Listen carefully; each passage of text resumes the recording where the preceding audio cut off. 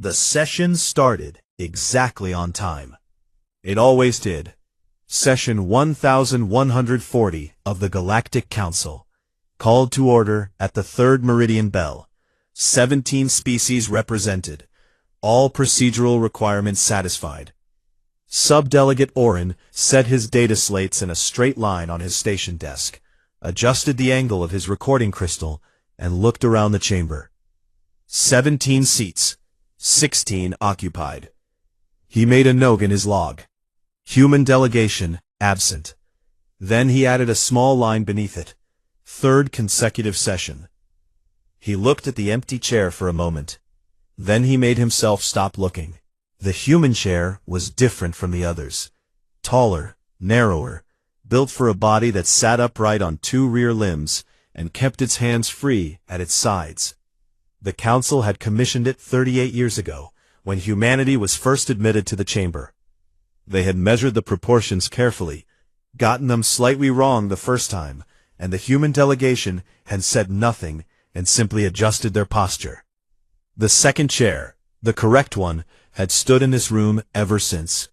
Today, it held nothing but air, and the small water vessel resting on its armrest ledge. The hospitality staff filled every vessel before every session. Standing instruction, never reviewed, never revised. 38 years of quiet habit moving through the morning staff rotation without a single thought attached to it. The vessel on the human armrest was full, clear, perfectly still. Nobody was going to drink it. Ambassador Veth Saral stood at the chamber's head. She was old by Corvani standards, old enough that her outer shell had gone the color of pale dry stone, old enough that her voice had settled into something slow and certain, the kind of voice that did not raise itself because it had never needed to. She looked around the room. Orin watched her count.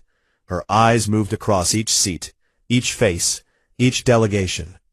They paused, briefly, on the empty chair. Then she said, "We will begin." The first agenda item was the Marin Expanse, a border dispute, 40 years old, held in careful suspension by a rotating series of human mediation agreements that required regular renewal to stay active. The humans had been assigned to present a new logistics framework for the next renewal period. Orin had seen the draft last cycle. It was detailed and thorough, the kind of document that required 6 months and 3 separate working groups to build correctly. Veth Saral moved the item to the next session without a word of comment. Item 2 was trade alignment in the Outer Ring. Item 3 was a water rights dispute between 2 smaller species. Item 4 was a census review for 3 new applicant worlds requesting observer status. The session moved forward the way all sessions moved, steadily, without friction, the enormous work of running 17 civilizations compressed into a procedural document and worked through line by line. Orin took notes. The crystal hummed. He looked at the empty chair 2 more times, and both times pulled his attention back to his slate. When the closing declaration was read, the chamber began to empty slowly. Delegates gathered their materials, exchanged low words with their staff, drifted toward the corridor doors in small groups. The overhead lights cycled from session white to the warmer amber of the archive hours, which meant the room was officially no longer in use and could be stood down. Orin stayed at his station, working through the procedural log, filing the session record, tagging items for next cycle review. He paused when he reached the transmission field. He pulled the record from before the session. First absence, 3 sessions back. A 1-line message had arrived 6 hours before the bell. Delegation unavailable. Apologies for the inconvenience. Second absence, same format, slightly different wording, same meaning. He had filed both under routine diplomatic maintenance and thought nothing of them. He looked at the record for today. Nothing. He checked the frequency calibration. All channels clear. He checked the routing pathway between the council relay and the nearest human administrative station. Open and functioning. He checked whether something had arrived late and been sorted automatically into a secondary archive folder. It had not. He sat still in the amber light and looked at the empty field in the log, where a message would have appeared if one had been sent. No message, no delay, no technical explanation, just a silence where a small courtesy had always been. He became aware that Veth Saral had not left. She was still standing at the chamber's head, looking at her data slate, or looking through it. Her eyes were focused somewhere past the screen, past the wall behind it, past whatever was on the other side of that wall. Her expression was what it always was, flat, composed. The expression of someone who had spent decades training her face to show people only what she chose for them to see. Oren was a subdelegate. She was the council's oldest and most senior voice. There was a correct order to speaking, and doing so out of turn with a senior ambassador was not part of it. Ambassador, he said anyway. There was no transmission this session, from the human delegation. She did not look up immediately. When she did, her face remained exactly as it had been. I know, she said. He waited. There was nothing further. She returned to her slate. Oren gathered his data slates and walked toward the corridor door. He stopped, without quite deciding to, beside the human chair. Up close, it was larger than he usually registered. Or maybe the empty space around it made it seem that way, the vacancy of the thing giving it a weight that a filled seat didn't have. The water vessel sat in its place on the armrest ledge. The water inside it was so still, it could have been glass, or something harder than glass, something that had been waiting for a long time, and had simply used up all its movement. He thought about Commander Shen, a human logistics officer, stationed at Relay Point 7, whom he had encountered at 3 different joint species conferences over the last decade. She had always seemed to be in the middle of something, not dismissive, not unfriendly, simply already engaged with a conversation or a problem that required the part of her attention he was trying to reach. He had found it mildly irritating at the time. He had categorized it privately as a human tendency toward distraction. He was categorizing it differently now. The proposal that had been tabled today, a Marin Expanse framework, had been built by people who worked like she had worked. People who were always mid-something. 6 months of detailed, careful, specific work. People who did not send a message this time. He walked out of the chamber. The door closed behind him. Behind him, Veth Saral stood alone. The lights finished their cycle and settled into the low blue of an empty room. She had been in this chamber for 31 years.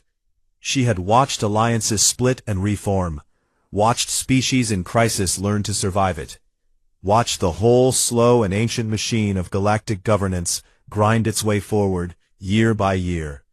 She knew the difference between a delay and a decision. She had always been very good at that particular distinction. She set the thought carefully aside. There was a protocol for absences. 5 consecutive sessions before formal inquiry. They were at 3. There were 2 more sessions before anything was required of her. She left the room. Behind her, in the blue dark, the human chair stood at its station. The water in the vessel had not moved in 3 sessions. By the time anyone thought to clear it, it would be 6. 3 weeks after session 1140, the human trade vessels were still moving. Oren confirmed this personally. He pulled the transit logs for 6 different shipping lanes and checked the numbers against records from the same period the previous cycle. The figures matched closely enough to be unremarkable. Human cargo ships traveled through the same corridors they always had. Human stations registered on long-range scans the same way they always had. The ports were open, the docks were active, the lights were on across every human-administered outpost he could pull data for. From a distance, if you were not looking carefully, nothing appeared to have changed. But every council diplomatic frequency was going unanswered. Not blocked. The confirmation pings returned clean. The signals were reaching their destinations without interference. Not jammed, not rerouted, not bounced back as undeliverable. Received. Simply received, and then not replied to. As if the messages were arriving in rooms where no one had decided yet whether to respond, and the decision kept not being made. Oren's list was now 11 pages long. He had started it as a private document, separate from his official logs, a running tally of every human-operated channel that had stopped responding to council hails. Relay stations, administrative offices, trade liaison desks, 2 joint species coordination posts that had been running without interruption for over 20 years. The list had grown quickly and quietly, the way a list grows when you keep telling yourself you will stop adding to it, and then find another entry the next morning. He had not shown it to anyone. Officially, there was nothing to show. Officially, they were still inside the 5-session protocol window, and officially, a communication delay was not the same thing as a communication refusal. He told himself this, and added another entry. Session 1141 came. The human chair was empty. Veth Saral moved the Marin Expanse item to the following session. She did this without pausing, without noting the reason, the way you note no reason for a thing that has become its own explanation. Oren watched the other delegates absorb the move. The Dravathi representative tilted her secondary head at a slight angle, a gesture her species made when they were choosing not to say something they had already decided about. The senior Thellery delegate, a large, slow-speaking man named Was, looked at the empty chair for a full 3 seconds before returning to his slate. Nobody said anything. Sessions 1142 and 1143 followed the same pattern, the chair empty. The agenda adjusted around the gap like water moving around a stone that had always been there. The list in Oren's private folder reached 14 pages. He stopped counting entries and started counting species that had stopped responding instead. On the day after session 1144, the 5th consecutive human absence, the threshold that triggered formal inquiry under council protocol, Veth Saral authorized the diplomatic contact procedure. Oren drafted the communication himself, using the standard inquiry framework that had been established 2 centuries before any human being had ever heard the name Galactic Council. Neutral in tone, correct in format. Sent through the primary diplomatic channel with full priority flags. Received, confirmed received, within 40 minutes. No reply came on the first day, or the second. On the morning of the 3rd day, with no response on file, Veth Saral authorized the emissary vessel. The Paveth Concordance was a mid-sized diplomatic ship, beautiful in the self-conscious way that vessels designed to represent authority are always beautiful. Full honors registry, council standard flying from all 4 signal masts, hull markings that announced its purpose to anyone in sensor range. It departed for the nearest major human settlement cluster, a system called the Virata Group, home to a significant human administrative hub for the past 20 years. Oren watched the departure from his office window. The ship moved out of dock slowly, as diplomatic vessels always moved, unhurried, deliberate, signaling through its pace that it was not alarmed. He turned back to his list. The Paveth Concordes reached the boundary of the Virata Group on the 7th day of travel. It was met there, at the outer marker, by a single human customs ship. Plain. Except for a registration tag that Oren did not recognize when the crew transmitted it back. The customs officer aboard, Yun, the Concordance crew reported, with the particular calm of someone who had expected this arrival and had prepared for it, greeted the emissary vessel in perfect Corvani standard, and explained the situation without any visible discomfort. Entry into the Virata Group required a bilateral agreement under the Human Sovereign Compact framework. All interactions with human-administered space, entry, trade, communication, transit, were now governed by that framework. Without a registered agreement, entry could not be permitted. He was happy to provide the relevant documentation. The Concordance captain asked to speak directly with a senior human official. All official communications, the customs officer explained pleasantly, should be directed through the compact framework. The captain asked for the appropriate frequency. The customs officer provided it. Then he waited, in a friendly way, for them to turn around. The Concordance turned around. Oren carried the report to Veth Saral personally. He had not trusted himself to summarize it in a transmission without leaving something important out. She was at her desk when he arrived. She read the report without rushing. She reached the end and set the slate on her desk, and looked at it for a moment. "The Human Sovereign Compact," she said. "Yes, Ambassador. Pull the archive. I want everything we have on it." He set the results in front of her before she finished the sentence. He had already pulled them. One document, filed 14 months ago through the standard diplomatic channel, in the correct format, using the correct submission categories. Acknowledged by the Council's automated intake system the same day it arrived. Assigned a review date. The review date was 6 months from now. She looked at it for longer than she usually looked at things. "We acknowledge this," she said. The automated intake system did, yes, and assigned a standard review date. Processing time for a new governing framework submission. Standard procedure. She said nothing for a moment. Outside her office window, the main transit corridor was busy with its ordinary traffic. Ships of a dozen species moving in both directions, going about the unremarkable business of existing in a large and complicated galaxy. And in the meantime, she said, they proceeded. He said nothing, because there was nothing useful to add. The humans had submitted the correct paperwork through the correct channel in the correct format. The Council system had processed it correctly. The review had not yet happened, because the review was not yet due.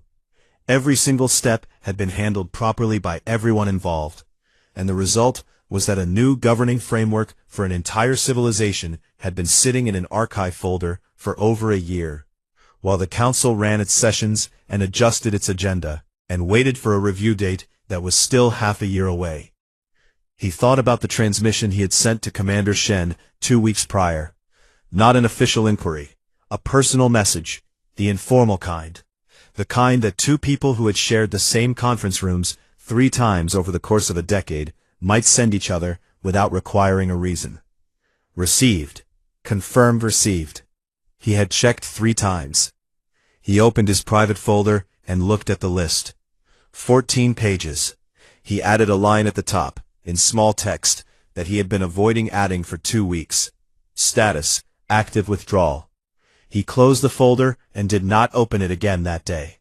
It did not help to look at it more than once. The number did not change between readings. It only grew. The Marin Expanse conflict did not begin with a single incident. Large conflicts rarely did. What happened instead was a slow structural failure, the kind that occurs when something that had been holding a weight simply stops being present. The Dravathi and the Fen had been in dispute over the same 3 transit corridors for 60 years. The dispute had a long history, a longer list of grievances, and exactly 0 chance of resolution without someone standing between the 2 sides who both of them trusted enough to stay in the same room with. That trust had been built over many years by a rotating series of human mediators who knew both delegations by name and renewed their agreements quarterly and showed up without being asked. The last renewal had been 7 months ago. The next one had been scheduled for this cycle. The humans did not arrive for the renewal. The agreement expired. The Dravathi filed a territorial claim on the second corridor 2 weeks later, and the Fen contested it the same day. And within a month both sides had moved ships to the border. Not an attack, not yet, but the kind of positioning that always preceded one. The kind that once it started, rarely stopped on its own. Oren tracked the ship movements in his morning reports. He tracked them the way you track something you cannot stop and cannot fix, with careful attention and a growing, wordless weight in the chest that had no official name. Veth Seral called an emergency session. The chamber was full. All 16 occupied seats, the empty 17th still standing at its station, still holding the water vessel that a different hospitality attendant had filled that morning out of the same unexamined 38-year habit. The session was louder than council sessions were meant to be. Delegates speaking before being recognized. Secondary translators struggling to keep pace with overlapping voices. The usual controlled atmosphere of the chamber strained into something that kept nearly tipping over. Veth Seral let it run. Then she said once, at her normal volume, "Enough." The chamber settled into itself. She laid the situation out plainly. The Marin expanse was destabilizing. A peacekeeping deployment was needed to prevent the positioning from becoming something worse. Authorization required a full council vote. Deployment would follow the standard framework, and the estimated arrival timeline was 6 months. Was raised a large hand. He was the senior Thelori delegate, an old man by his species measure, slow-speaking, not given to dramatic statements. The last 3 conflicts of this scale, he said, choosing his words at the pace he chose all words, were resolved in under 3 weeks. I am aware, Veth Saral said. By human mediators. He let that sit for a moment. Operating without an authorization request, without a council deployment timeline, because they identified what was needed and they went and addressed it. Nobody spoke. That option, Was said, finishing the sentence because he was the kind of man who always finished sentences, is not currently available to us. The vote passed. 6 months. Standard timeline. Oren voted in favor because there was nothing else to vote for. He had found the manifest 4 days before the emergency session, by accident, while cross-referencing a routine supply chain audit for the Thelori outer settlements, his homeworld's territory, places he had grown up knowing as the far edge of the settled regions, small colonies, low population, categorized in every official council document he had ever read as self-sustaining. The designation had never drawn his attention because the colonies had never been in crisis. They had simply existed, quietly, without requiring help. The manifest explained that. For 19 years a human logistics network had been routing a critical enzyme stabilizer to those settlements, continuously, without a formal contract with the council, without an authorization filing, without a budget line in any document that Oren had access to. A human logistics coordinator had reviewed the supply data for the outer Thelori colonies at some point in the past. He could not find the original review, could not find the moment of decision, and had identified a gap, and quietly filled it. The coordinator's name was at the bottom of the manifest.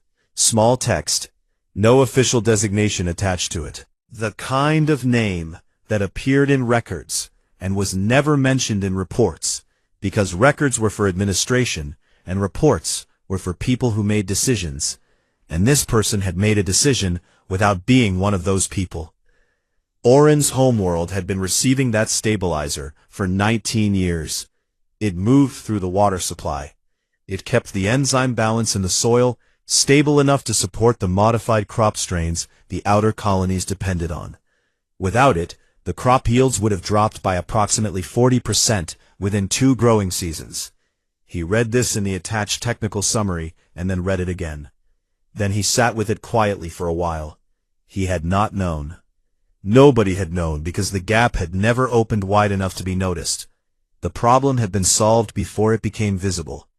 The person who solved it had not filed a proposal, had not requested a review date, had not waited for authorization to come down from a senior body. They had simply seen what was needed and taken care of it. He carried the manifest to the emergency session and held it under the table while Veth Saral laid out the 6-month timeline, and Was said the words that no one argued with because they could not be argued with. After the session, in the long corridor outside the chamber, he fell into step beside her. He almost did not speak. He was a sub-delegate. There was an order to things. But the manifest was in his hand, and his homeworld's name was in the header, and the small text name was at the bottom, and he had been carrying it for 4 days without putting it down.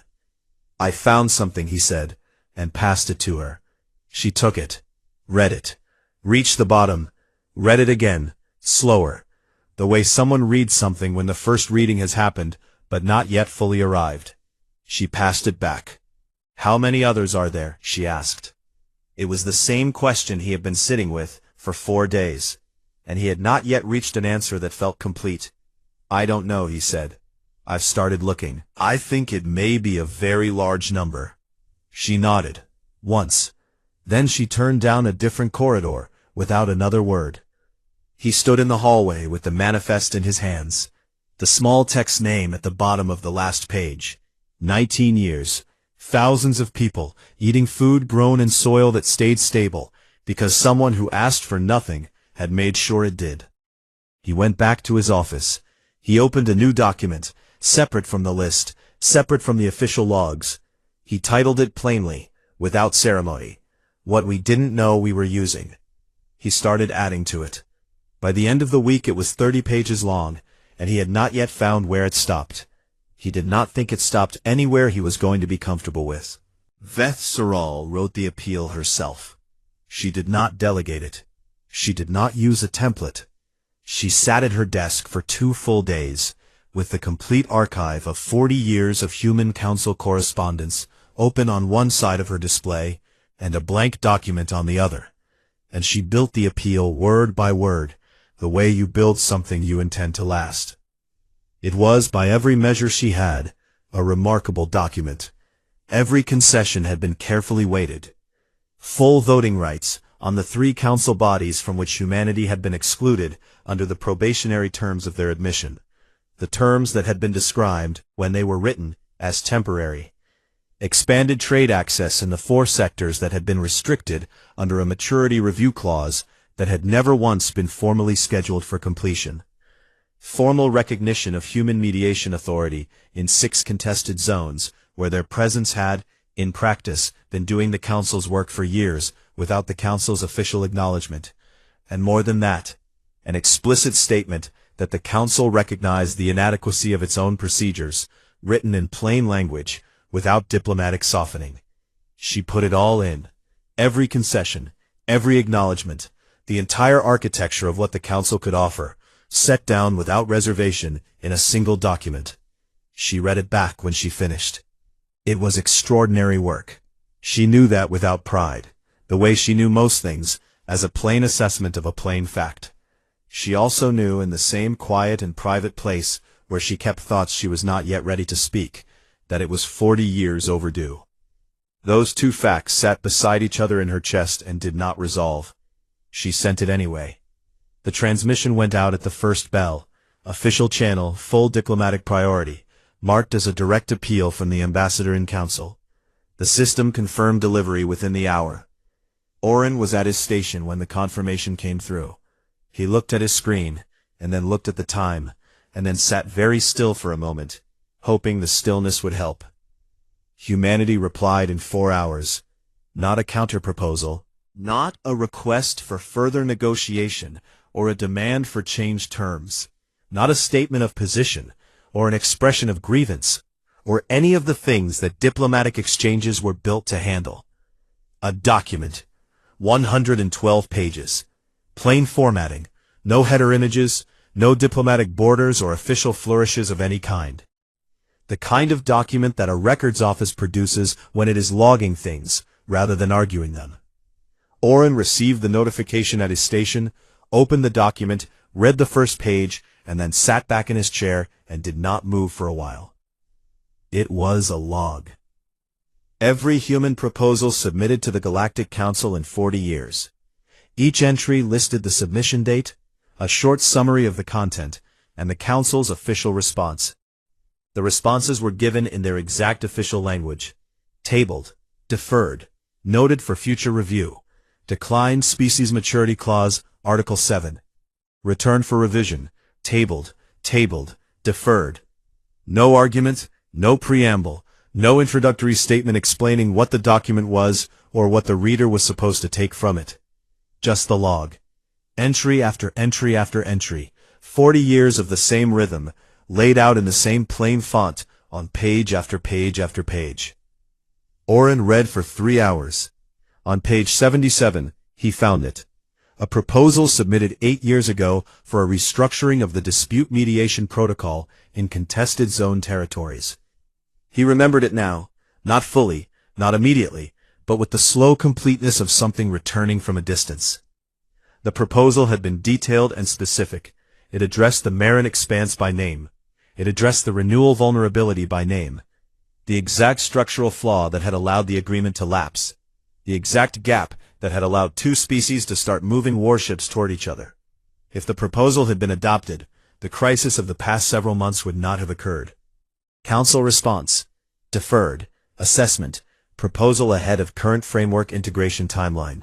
Recommend re-evaluation in 36 months. He had voted for that deferral. He sat with that for a moment. Not the fact itself, the fact he could process, could set in its proper context, could examine from a professional distance. What he sat with was the memory of voting.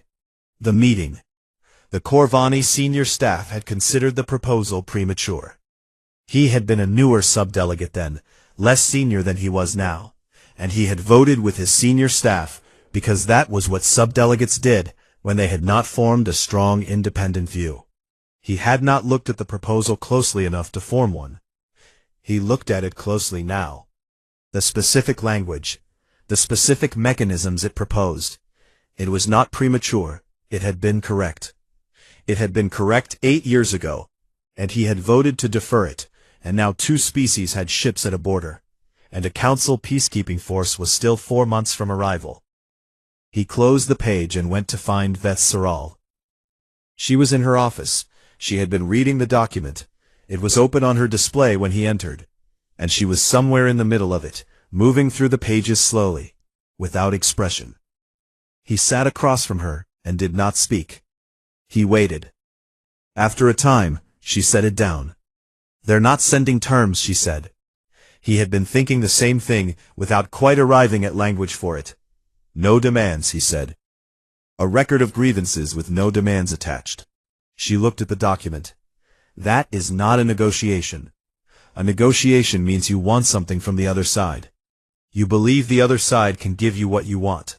You are willing to continue engaging with them to try and get it." She was quiet for a moment. "This is not that." He did not say anything. "What do we do?" he asked. "We reply, formally, correctly. And then we wait to see if they read it." He went back to his station. The document was open on his screen. He started at page 1 and read to the end. It took most of the remaining day.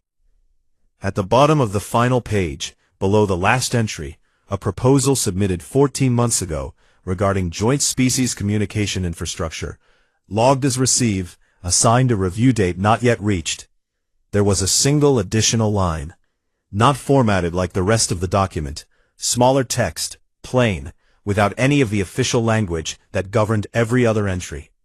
"We submitted the correct paperwork. We used the correct channels. We waited the correct amount of time. We are done waiting." No signature, no date, no indication of who had written it, or when, or whether it had been written by one person or approved by many. Oren read it 4 times. He looked at the page number, 112. 40 years of proposals and deferrals, and review dates not yet reached. The whole document sitting in his screen, with the weight of something that had been put down after being carried for a very long time. He saved the document. He closed it. He sat in his office and listened to the sound of the corridor outside, the ordinary sounds of a building full of people doing the ordinary work of governance, and tried to think of what came next. He did not find an answer before the end of the day. He went home and tried again, and did not find one there either. The document sat in his archive folder, 112 pages. The last line at the bottom of the last page, "We are done waiting." The new network had a name. The Compact. No secondary title, no long formal designation of the kind that council documents required. One word, in plain text, on the header of every document they filed, every frequency they registered, every identification tag on every vessel operating under their authority. Oren had first seen the name on the customs officer's documentation, the day the Paveth Concordance turned away from the Verada Group boundary, and he had noted it and set it aside because he had been occupied with other things. He was no longer occupied with other things. He pulled every accessible record connected to the name. Filing dates, registered member species, stated operational scope, jurisdictional framework. It took most of a morning to find them all, because the Compact had not filed through council registries. They had built their own, a separate administrative system that had been running for over 2 years, growing quietly in the background while the council processed its agenda items and assigned its review dates. 41 species had joined. He counted twice. He pulled the full species list and went through it name by name. Most of them he recognized. Several he recognized specifically because they were species the council had placed in the pre-integration category, too small, too distant from the established lanes, too politically unstable by the council's assessment to be considered for full membership. Not ready. Review pending.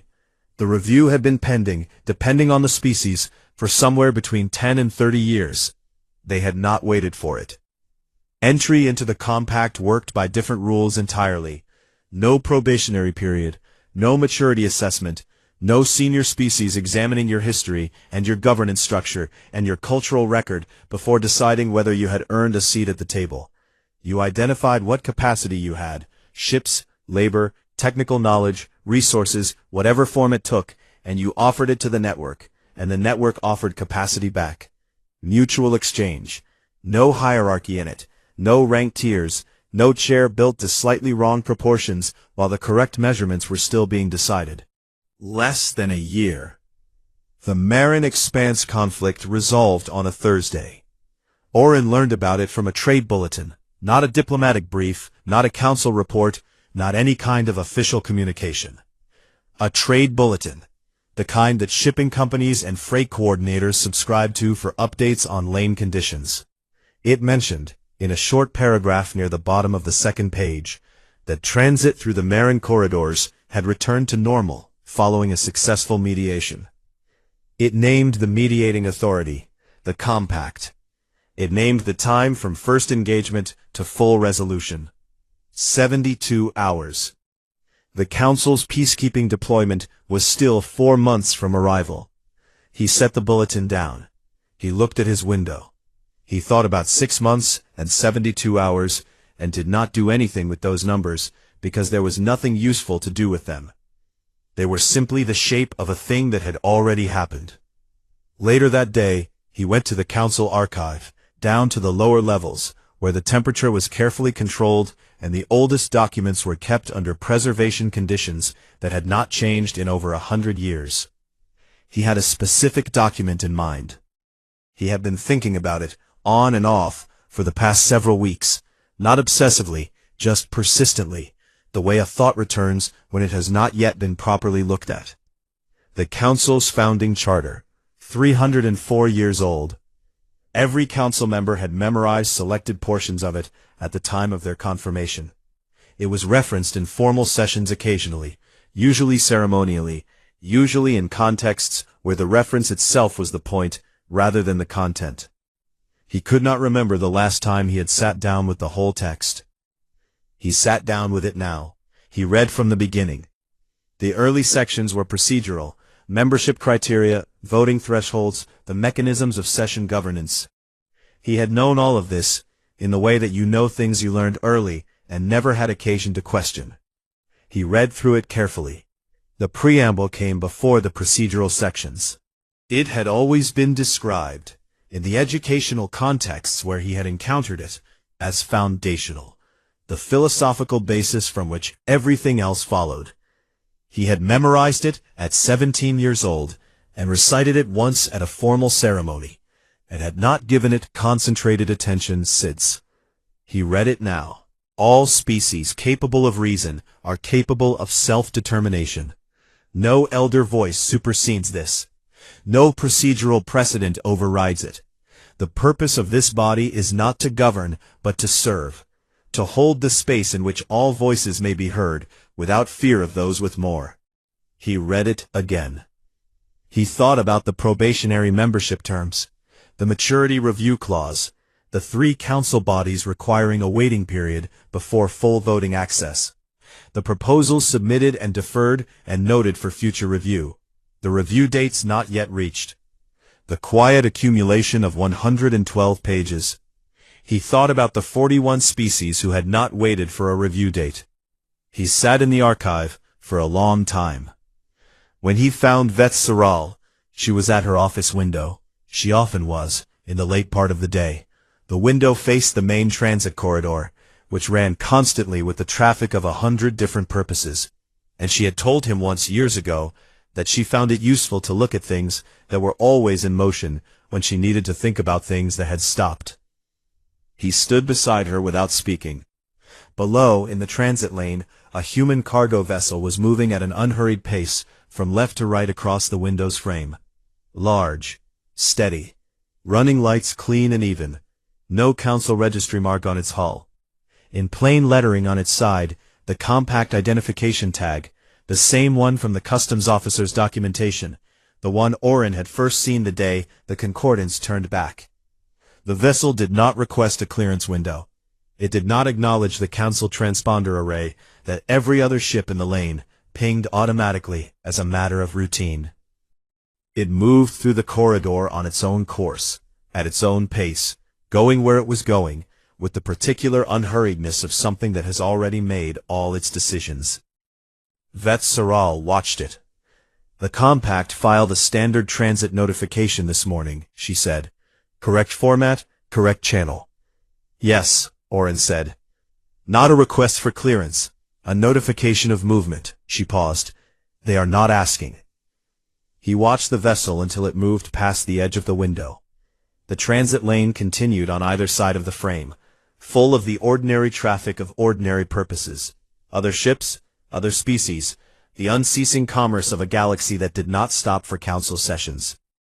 "We spent 40 years deciding if they were ready," she said. Her voice was quiet, not sad, not bitter, just at the level of a plain thing being said plainly. Ready for full votes, ready for unilateral authority, ready to be trusted with the things that full membership meant. She did not move from the window. We were going to tell them, eventually, when the time was right, when the assessment was complete and the review was satisfied, and we were confident. The window held only other ships now. Thalori haulers, a Dravathi survey vessel, a small freighter from one of the new compact members. A species the council had categorized as pre-integration 12 years ago and had not reviewed since. "They decided," she said, "that the time was right themselves." She stood at the window for a long time after Orin left. He walked back through the main corridor, past the session hall, past the door to the chamber. He stopped there for a moment. Through the door's narrow viewing panel, he could see the room in its standby state, the low blue light, the curved rows of seats, the head of the chamber where Veth Saral had opened 1,144 sessions, and would open more. The room that had been, for 38 years, the place where the full breadth of galactic civilization came to make its decisions. The human chair was still at its station. It would remain there for a while, probably, not as a symbol of anything, not as a monument or a statement, simply because no one had filed the removal request yet, and the council's administrative processes moved at the pace they moved. The water vessel was gone. Someone had finally cleared it. He did not know when. He had not noticed the moment it happened, only the absence of it now, the small, empty ledge on the armrest where it had sat through 6 sessions of perfectly still water. He stood at the door for a moment longer. Then he walked on, down the corridor, out into the open, where the transit lanes were full, and the ships were moving, and somewhere in the distance, past the range of any window in this building, 41 species were building something that didn't need his council's permission to exist.